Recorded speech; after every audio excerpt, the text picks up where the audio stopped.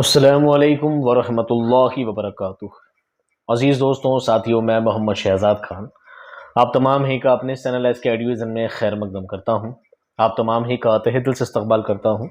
उम्मीद करता हूँ आप तमाम ही खैर आफियत से होंगे और खुश व खुर्रम ज़िंदगी गुजार रहे होंगे।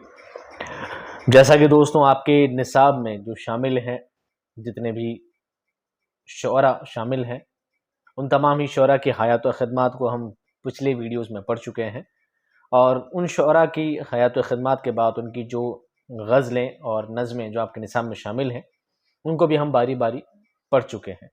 आखिर में दो नज़में रह जाती है फैज़ अहमद फैज़ की। तो आज हम फैज़ अहमद फैज़ की नज़्म को पढ़ने जा रहे हैं। नज़्म का टाइटल है निसार में तेरी गलियों के ए वतन की जहाँ। बहुत खूबसूरत नज़्म है।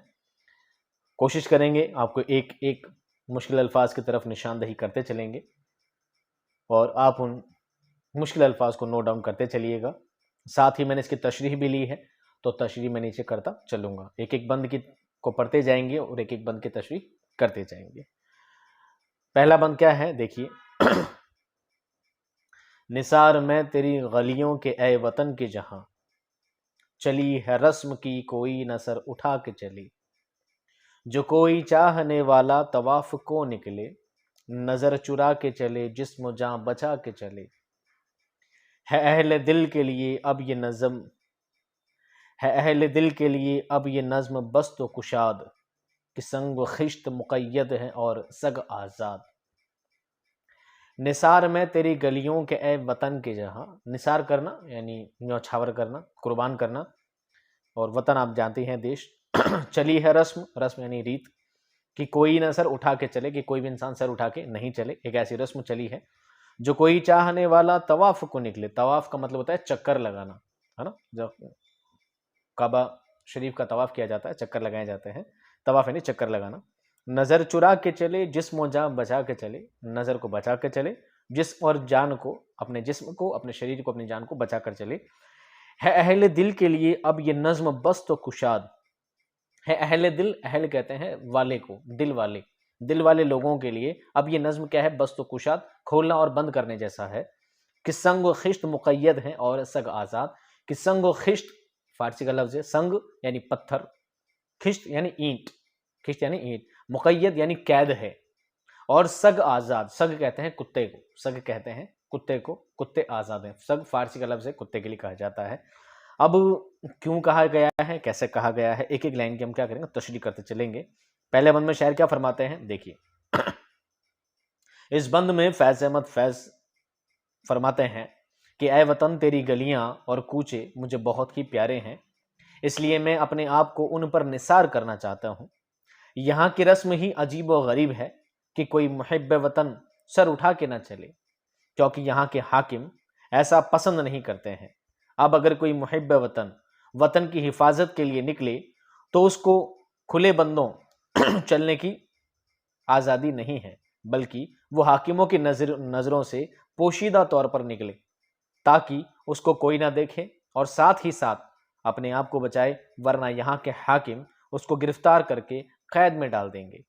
यहाँ के बाशिंदों और लोगों को अब इस बात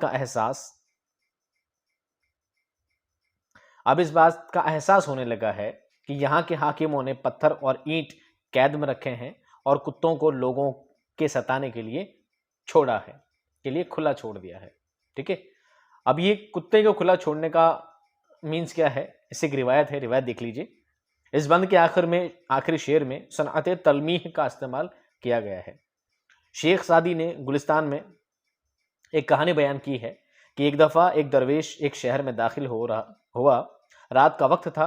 दरवेश को कुत्तों ने तंग कर दिया और उसके इर्द गिर्द जमा हो गए, आसपास चारों तरफ से जमा हो गए। दरवेश ने पत्थर उठाने की कोशिश की, मगर रास्ते में पत्थर नजर न आया और उसको सख्त गुस्सा आया। और यहाँ के लोग किस कदर जालिम हैं कि कुत्तों को आज़ाद छोड़ा है कि वो लोगों को सताए, मगर पत्थर और ईंट का कहीं नामो निशान नहीं है। फैज़ अहमद फैज़ कहते हैं कि यही हाल हमारे वतन का है कि वतन के साथ गद्दारी करने वाले आज़ाद हैं, मगर मुहिब वतन कुत्तों का मुकाबला करते हैं, मगर उनके पास कोई सामान मौजूद नहीं है। अगला बंद देखिए दोस्तों। बहुत है जुल्म के दस्ते बहानाए जूं के लिए, बहुत है जुल्म की दस्ते बहाना जूं के लिए, जो चंद अहल जुनू तेरे नाम लेवा है। बहुत है जुल्म की दस्ते बहाना जूं के लिए, जो चंद अहल जुनू तेरे नाम लेवा है। बने हैं अहल हवस मुद्दई भी मुंसिफ भी, किसे वकील करें किससे मुंसफी चाहें। मगर गुजारने वालों के दिन गुजरते हैं, तेरे फिराक में यूं सुबह शाम करते हैं। बहुत है जुल्म के दस्ते बहाना जूं के लिए, ऐसे दस्त ऐसे हाथ जो बहाना ढूंढते हैं, जो चंद अहले जुनू हैं तेरे नाम लेवा है, तेरा नाम लेने वाले हैं। बने हैं अहले हवस, फुल ऑफ लस्ट, हवसी इंसान। मुद्दई भी मुंसिफ भी, मुद्दई जिसका दावा हो, और मुंसिफ यानी जज, जो जजमेंटल के लिए। किससे वकील करें किससे मुंसफी चाहें, किससे वकील बनाएं और किससे हम इंसाफ की तमन्ना करें, तलब करें। मगर गुजारने वालों के दिन गुजरते हैं, दिन गुजरने वालों के दिन गुजर जाते हैं, चाहे जैसे भी हो। तेरे फिराक में यूं सुबह शाम करते हैं, तेरे फिराक में, तेरी जुदाई में क्या करते हैं, सुबह शाम कर लेते हैं। क्या मतलब इसका देखिए एक बार, तशरीह पे गौर कीजिए। फैज़ अहमद फैज़ इस बंद में फरमाते हैं कि जुल्म करने के लिए जालिम हाकिमों ने मुख्तलिफ किस्म के बहाने तलाश करके अपना काम शुरू किया है। कुछ मुहिब वतन तेरा नाम लेते हैं तो उनको सताया जा रहा है। लालची हाकिम दावा करते हैं कि हम इंसाफ करने वाले हैं और वतन की रखवाली करते हैं। अब खुदा के लिए बताइए कि उन हालात में किसको हम अपना वकील बनाएं और किस से इंसाफ की तलाश करें। मगर फिर भी लोग तेरी दूरी और जुदाई में दिन गुजारते हैं और सुबह शाम जूं तू करके जिंदा रहते हैं। ठीक है, अगला बंद है दोस्तों। बुझा जो रोज़ने जिंदा तो दिल ये समझा है कि तेरी मांग सितारों से भर गई होगी। चमक उठे हैं सरासिल तो हमने जाना है कि अब शहर तेरे रुख पर बिखर गई होगी। गरज तसव्वुर शामो शहर में जीते हैं, गिरफ्त साए दीवार दर में जीते हैं।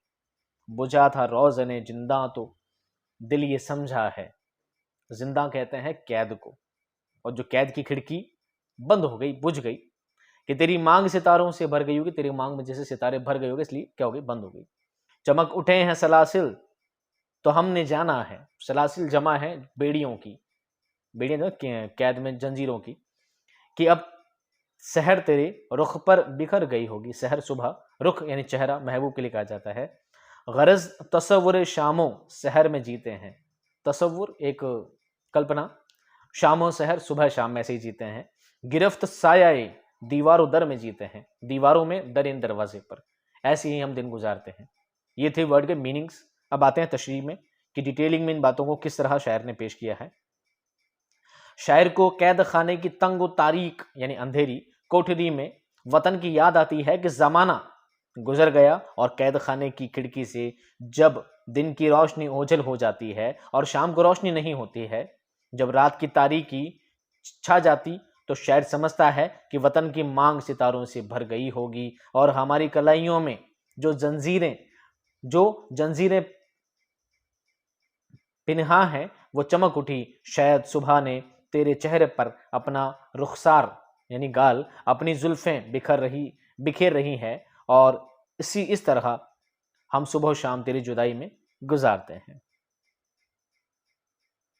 अगले बंद में कहते हैं, यूं ही हमेशा उलझती रही है जुल्म से खल्क, ना उनकी रस्म नई है ना अपनी रीत नई।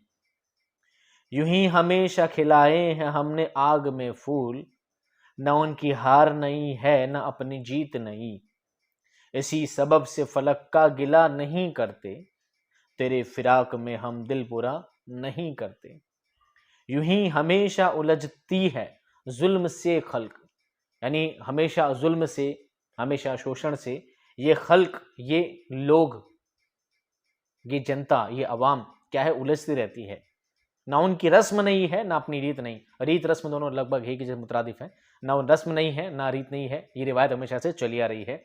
यूं ही हमेशा खिलाए हैं हमने आग में फूल, और हमने आग में फूल खिलाए हैं। ना उनकी हार नहीं है ना अपनी जीत नहीं। इसी सबब से फलक का गिला नहीं करते। इसी सबब, सबब कहते हैं वजह को, कारण से। इसी कारण से, इसी वजह से हम फलक का गिला नहीं करते, हम आसमान से गिला शिकवा शिकायत नहीं करते, तेरे फिराक में हम दिल बुरा नहीं करते। फिराक यानी जुदाई, फिराक यानी जुदाई, तेरी जुदाई में हम दिल बुरा नहीं करते। अब देखिए शायर ने क्या एक्सप्लेन किया है यहाँ पर, क्या वो कहना चाहते हैं। फैज़ अहमद फैज़ कैद खाने में वतन की दूरी और जुदाई को महसूस करते हुए कहता है कि लोगों ने हमेशा जुल्म के खिलाफ आवाज़ उठाई है और लड़ाई लड़ी है। अक्सर जुल्म के खिलाफ लड़ाई लड़ने में शिकस्त भी हुई है और बाज़ औक़ात फ़तह भी हासिल की है। बाज़ औक़ात, कुछ औक़ात जमा है वक्त की, कुछ वक्तों में हमने फ़तह भी हासिल की है, जीत हासिल की है, क्योंकि दुनिया का दस्तूर हमेशा से यही रहा है कि इसमें हार जीत में कोई नई बात मौजूद नहीं है। और यही वजह है कि वतन की जुदाई में जो जुल्म हम बर्दाश्त करते हैं उसकी शिकायत आसमान से नहीं करते हैं। और इस तरह ए वतन, कैद में रहने के बावजूद भी हम दिल को तेरी जुदाई में बुरा नहीं करते हैं, क्योंकि हम जानते हैं जीत और हार एक न एक दिन बार बार तब्दील होती रहती है। अगले बंद में शायर फरमाते हैं, गर आज तुझसे जुदा हैं तो कल बहम होंगे, कि रात भर की जुदाई तो कोई बात नहीं। गर आज ओज पे है ताला ए रकीब तो क्या, ये 4 दिन की खुदाई तो कोई बात नहीं। जो तुझसे अहद वफा उस्तवार रखते हैं, इलाज गर्दिशे लैलो नहार रखते हैं। गर आज तुझसे जुदा हैं, अगर तुझसे अलग हैं, तो कल बहम होंगे, बहम होंगे साथ होंगे, बहम यानी साथ होना, मिलना जुलना, एक होना। ये रात भर की जुदाई तो कोई बात नहीं, ये एक रात की जुदाई है तो कोई बड़ी बात नहीं है। गराज ओज पे ताला, गराज ओज पे है ताला ए रकीब तो क्या, अगर रकीब है ऊंचाई पर, ओज कहते हैं ऊंचाई पर, रकीब कहते हैं दुश्मन को, अगर दुश्मन आज बुलंदियों पर है तो उसमें घबराने की बात क्या। ये 4 दिन की खुदाई तो कोई बात नहीं, ये 4 दिन की खुदाई कोई काम की नहीं है, एक दिन को भी नीचे शिकस्त खानी होगी। जो तुझसे अहद वफा उस्तवार रखते हैं, हम तुझसे अहद वफा रखते हैं, वफा का अहद करते हैं, वफा का वादा करते हैं। इलाज गर्दिशे लैलो नहार रखते हैं, लैलो नहार सुबह शाम समझ लीजिए कि सुबह शाम गर्दिश की जो होती है, सुबह शाम जो गर्दिश चक्कर लग रही है, इसी से हमारे दुखों का, गमों का इलाज हो रहा है। तशरीह देखिए इसकी एक बार। शायर कैद खाने में अपने दिल को तसल्ली देकर समझा रहा है कि आए वतन, अगर हम आज तुझसे दूर हैं तो वो दिन भी आने वाला है जब हम मिल जाएंगे, इसलिए ये जुदाई आरजी है, टेम्परेरी है, और ये जुल्म के अय्याम रहने वाले नहीं हैं। अय्याम जमा है यौम की, यौम यानी दिन, अय्याम यानी दिनों, और ये जुल्म के अय्याम रहने वाले नहीं हैं। अगरचे आज हमारे दुश्मन की किस्मत अच्छी है, 4 दिन की चांदनी है और फिर अंधेरी रात आएगी। ऐ वतन हमने, कतन हो गया, करेक्शन रह गया, ऐ वतन हमने जो तेरे साथ वफादारी का अहद उस्तवार किया है, उसमें हम रात दिन की गर्दिश का इलाज समझते हैं। ये नज़्म के कुछ बंद थे जो मैंने आपके सामने पेश किए और उनकी तशरीह पेश की है। अगर आप रैंडमली इसका एक बार खुलासा देख लेंगे 2-3 पेज में, 2-3 स्लाइड में, तो आपको इजीली समझ में आ जाएगी कि शायर आखिर क्या फॉर्म लेकर बैठा है, क्या मैसेज देना चाहता है, किस लेवल पे उसने नज़्म को लिखा है। तो क्या लिखा है देख लीजिए एक बार। खुलासा नज़्म क्या है। ये नज़्म फैज़ अहमद फैज़ की मशहूर नज़्म है जो शायर ने कैद खाने में लिखी है और उनके मजमूए कलाम जिंदानामा में शामिल है। ये सवाल आपका बन सकता है। इस नज़्म में अपने वतन में समाजी और सियासी हालात की तरफ इशारा किया गया है और अरबाब हुकूमत पर नुक्ता चीनी की है कि वतन की तरक्की उसमें समझते हैं कि बाशऊर लोगों के साथ उलझा जाए, और साथ ही वो ये भी कहते हैं कि दुनिया का दस्तूर यही रहा है कि ज़माने ने मुहिब वतन लोगों को तरह तरह की आजमाइशों में मुब्तला करके उन्हें जुल्म सितम की जंजीरों में गिरफ्तार किया है। मगर शायर अपने दिल को समझा जाता है कि यह आर्जी जुदाई है, कि वो दिन दूर नहीं जब हम वतन में जाकर उसकी इज्जत और आबरू को बुलंद बना लेंगे। दुनिया में लोगों ने जुल्म के साथ उलझकर आग और गुलजारों में तब्दील किया है। जुल्म की मिसाल 4 दिन की चांदनी की सी है। जालिम हुक्मरान ख़त्म हो जाएंगे और वतन आज़ाद होके रहेगा। फैज़ के मुतवाज़िन नुक्ता नज़्म और फ़नी खुलूस ने इस नज़्म में आब व रंग पैदा किया है और ये नज़्म सैकड़ों मुबल्लिग शुअरा के कारनामों पर भारी है। मुहिब्बान उर्दू ने इस नज़्म की फ़न्नी और जमालियाती खूबियों का एतराफ़ किया है। एतराफ़ करना, कबूल करना, एक होता है एतराज़, एक होता है एतराफ़। एतराफ़ करना यानी कबूल करना किया है कि ये नज़्म तरक्की पसंद सरमाए में दायमी क़द्र व कीमत रखती है। वाकई इस नज़्म की इशाअत की वजह से उर्दू शायरी एक नए आहंग से आशना हुई है। नज़्म की फ़िज़ा में अफसरदगी और मायूसी नहीं, बल्कि हर जगह उम्मीद और रजाइयत का एहसास मिलता है, जो फैज़ की शायरी की नुमाया खूबी है।